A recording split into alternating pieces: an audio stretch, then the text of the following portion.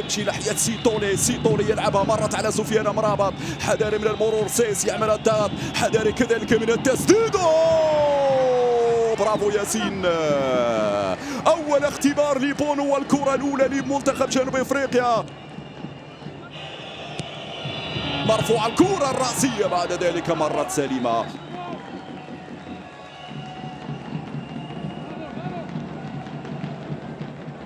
صحيح منتخب جنوب افريقيا منتخب ممتاز، منتخب منظم نحترمه، لكن لازم نضغط.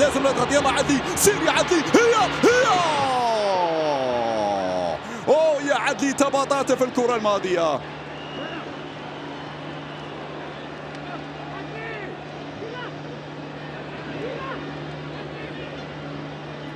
الهجمة المرتدة، الكونتر اتاك، 3 ضد 3. عندك يا مناحي، عينك على حكيمي، حط الكرة ممتازة. هذه جول. لا يا سليم، هذه كرة جول يا سليم.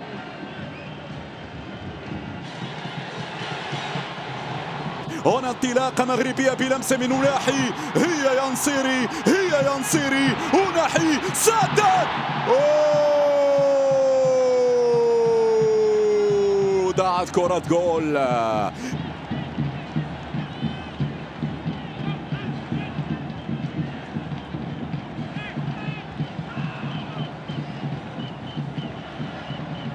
مناحي، أنا أتصور هذه ثنائية ستكون ممتازة في الدقائق القادمة، بينما كرة خطيرة.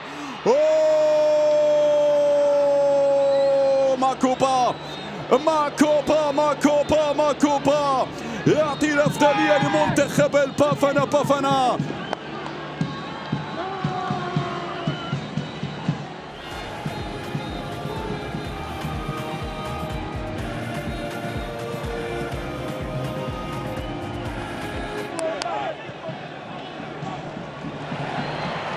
هنا الاستلام الزلزولي، يا سلام الزلزولي روح، الزلزولي سدد وثانية وجول. الدفاع يبعد والكرة تخرج مباشرة إلى التماس.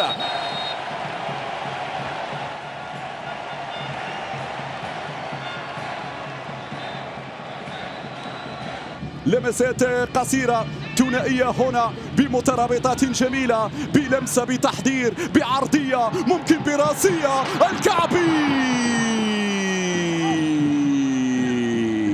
الكعبي الراسية، ولكن مرت.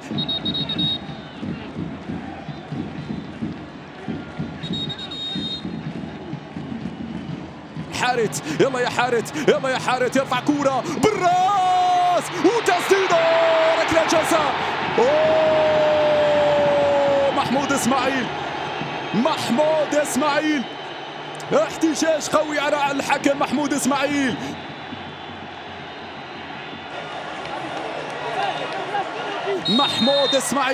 والركلة الجزاء في هذه اللحظات مشاهدينا الكرام. أشرف يتلقى الإشارة، حكيمي.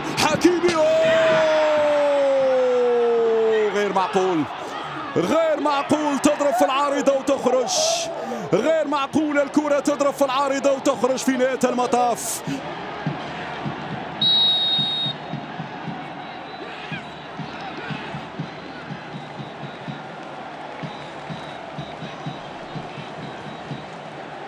هذه لو لمسها لاعب كان ممكن تمشي جول. ماذا يقول الحكم في هذه اللحظات؟ الحكم صفر خطأ.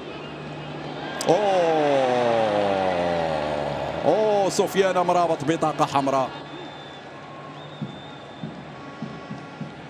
انتظر عندك يا بونو.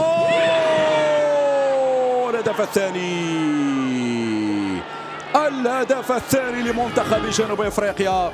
منتخب جنوب افريقيا بات قريبا من التأهل الى الدور الربع النهائي. موكوينا على الصورة يضع في شباك ياسين بونو. كانت صعبة.